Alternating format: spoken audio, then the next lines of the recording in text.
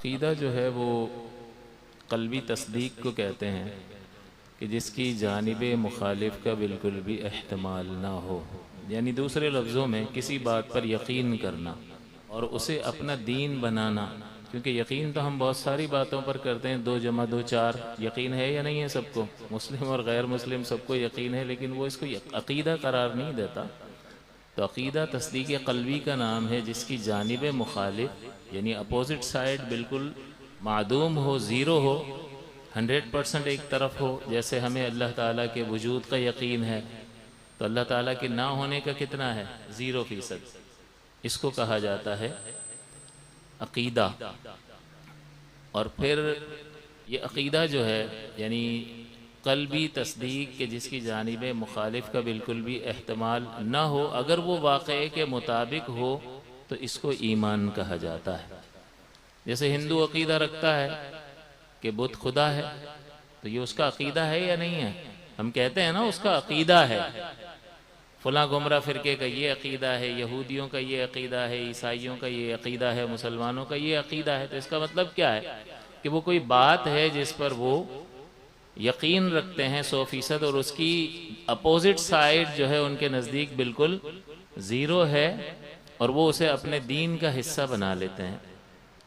لیکن وہ اگر واقعے کے مطابق نہیں ہوگا تو پھر یہ باطل ہوگا، اور اگر واقعے کے مطابق ہوگا کہ خارج میں حقیقت بھی ایسی ہی ہے جیسے اس نے عقیدہ رکھا ہے، تو پھر اس سوچ اور فکر، اس نظریے کو اور اس یقین کو ایمان کہا جاتا ہے۔ یہ عقیدے کی تعریف ہو گئی۔ اور صرف عقیدے کی اہمیت کو اگر دیکھا جائے تو عقیدہ نجات کی بنیاد ہے۔ رحمت دو عالم صلی اللہ علیہ وسلم نے ابتدائی اعلان نبوت کے بعد جو مکی زندگی آپ نے 13 سال تک گزاری ہے، اور اس کے بعد آپ نے ہجرت فرمائی اور 10 سالہ آپ کی مدنی زندگی ہے، تو اس اعلان نبوت کے بعد جتنی بھی مکی زندگی ہے 13 برس کی، اس میں عقائد ہی کا بیان ہوتا رہا کہ سوچ اور فکر اور نظریہ درست ہو تو بنیاد پڑ جائے، پھر اس کے بعد اللہ تعالیٰ کے احکام نازل ہوں تو اس مضبوط بنیاد پر اعمال کی عمارت کو تعمیر کیا جا سکے۔ تو اصل چیز اعتقاد، عقیدہ اور ایمان ہوتا ہے۔ اگر ایمان ہے تو نجات ہے، اگر ایمان نہیں ہے پھر چاہے دنیا جہاں کی صدقہ اور خیرات کرتا ہو، چیریٹی کرتا ہو، لوگوں کے کام آتا ہو، لوگوں کی مدد کرتا ہو، ہمدردی کے جذبات انسان کے لیے رکھتا ہو، اس کے یہ جذبات اس کے لیے آخرت میں کوئی فائدے، کسی فائدے کا سبب اور ذریعہ نہیں ہوں گے، بلکہ ریت کے ذروں کی طرح اس کے یہ اعمال بکھر جائیں گے اور اس کا اسے آخرت میں کوئی بھی بدلہ حاصل نہیں ہوگا۔ تو معلوم ہوا کہ عقیدہ یعنی ایمان نجات کی بنیاد ہے۔ پھر عمل ہے، عمل صالح اگر انسان کرتا رہے تو عقیدہ اور عمل مل کر انسان کو فلاح کامل تک پہنچا دیتے ہیں۔ اولئک علی ھدی من ربہم واولئک ھم المفلحون۔ یہی لوگ اپنے رب کی طرف سے ہدایت پر ہیں اور یہی لوگ فلاح پانے والے ہیں۔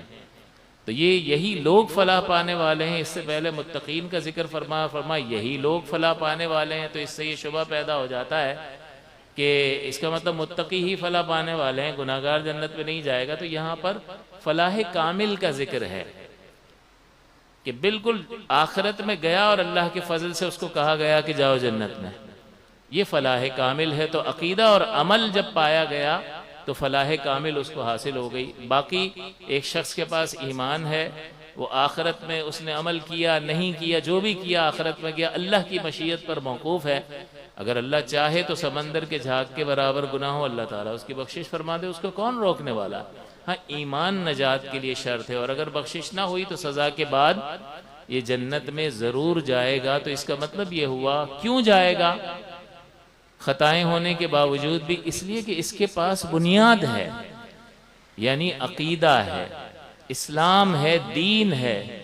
تو معلوم یہ ہوا کہ عقیدے کی اہمیت ہمارے لیے ایسی ہے کہ کہ اس کے بغیر ہماری نجات اور کامیابی ہمیں کبھی بھی حاصل نہیں ہو سکتی. تو اس سے اس کی اہمیت کا اندازہ لگا لینا چاہیے. اہمیت کا مطلب ہوتا ہے کہ جب ہم اہمیت جو ہے یہ ایڈجیکٹو ہے, ایڈجیکٹو میں کمپیریزن کرتے ہیں. احمد از بیٹر دین زید, تو بیٹر جو ہے وہ ایڈجیکٹو ہے, اس میں کمپیریزن کیا جاتا ہے. تو اہمیت جب کسی چیز کی بیان کی جاتی ہے تو اس میں بھی کمپیریزن کیا جاتا ہے کہ عمل اور ایمان اور عقیدے اور ایمان کے میں زیادہ امپورٹنس کس کی ہے, زیادہ اہم کون سی چیز ہے. تو آپ کہیں گے عقیدہ زیادہ اہمیت کا حامل ہے کہ عقیدہ جس کا درست ہے وہ بالآخر نجات پائے گا. ایک شخص مسلمان ہوا, اس نے اسلام قبول کیا اور فوراً انتقال ہوا, اسے کسی عمل کا موقع نہیں ملا, جنت میں جائے گا یا نہیں؟ ایک نماز نہیں پڑھی, زکوٰۃ نہیں دی, موقع ہی میسر نہیں آیا نا. لیکن ایسنس اس کے پاس ہے, نجات کی کنجی اس کے پاس ہے, وہ عقیدہ ہے. لہٰذا ہمیں عقیدے کی اہمیت کو سمجھنا چاہیے, اور عقیدے کی اہمیت کو سمجھنے کے بعد اس نعمت کا شکر بھی ادا کرنا چاہیے کہ اللہ تعالیٰ نے اپنے فضل اور عنایت سے ہمیں مسلمان کے گھر میں پیدا کر دیا.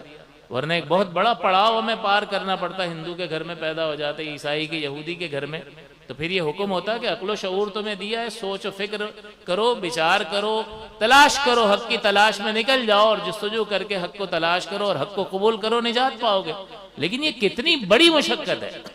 اور اس ہیو اور ہیو ناٹ کی جنگ میں کہ ہر آدمی مسلمان بھی مال کے چکر میں جیسے ہی شعوری بلوغت کو پہنچتا ہے, بلکہ اس سے پہلے ہی وہ خواب دیکھنا شروع کر دیتا ہے, تو وہ مال کے پیچھے لگا ہوا ہے. تو مسلمان خود لگا ہوا ہے, تو دوسرے مذہب والا کیا یہ ساری چیزیں چھوڑے گا اور حق کی تلاش میں نکلے گا؟ صرف چند لوگ ہوتے ہیں کہ جو سوچتے ہیں کہ میں کون ہوں, مجھے کیوں بھیجا گیا ہے, میں کیا ہوں, اتنی بڑی کائنات کس نے بنائی ہے, کون اس کا نظام چلا رہا ہے. ایسے کتنے لوگ ہوتے ہیں. اس کا مطلب یہ ہوا کہ اللہ تبارک و تعالیٰ کا فضل و احسان کہ اس نے اتنا بڑا پل, اتنا بڑا سنگ میل, اتنا بڑا خطرناک راستہ ہمیں پار کروا کے ایمان کی دولت سے سرفراز فرما. اس لیے جب بھی نماز ادا کریں دن میں 5 بار اللہ کا شکر ادا کریں کہ مالک رزق میں کچھ بھی ہے, کشادگی ہے, تنگی ہے, کچھ ہے نہیں ہے, میں بریانی کھاؤں گا تب بھی پیٹ بھر جائے گا, چٹنی روٹی کھا لوں گا تب بھی یہ وقت گزر جائے گا, لیکن تیرا کتنا عظیم احسان ہے کہ تو نے مجھے ایمان کی دولت عطا فرمائی. بتاؤ ایک غریب مسلمان بہتر ہے یا امریکہ کا صدر بہتر ہے؟ وجہ کیا ہے؟ اس کے پاس جو دولت ہے, اس کے پاس جو دولت ہے اس جیسی دولت کسی کے پاس نہیں ہے. ان کے پاس جو کچھ بھی ہو وہ ایک دن فنا ہونے والا ہے. اس لیے جب ہم ان چیزوں میں غور و تفکر کرتے ہیں تو اس غور و تفکر کا نتیجہ یہ نکلتا ہے کہ ہمیں یہ احساس ہوتا ہے کہ ہمیں اللہ تعالیٰ نے بہت کچھ دیا ہے. یہ ناشکری اور بے صبری بھی جو ہے اس ایمان کی دولت کے پر غور کرنے کے نتیجے میں انسان کی زندگی سے کم ہوتی چلی جاتی ہے. ہمیں اس پر غور کرنا چاہیے. یہ ہو گیا عقیدہ اور اس کی اہمیت.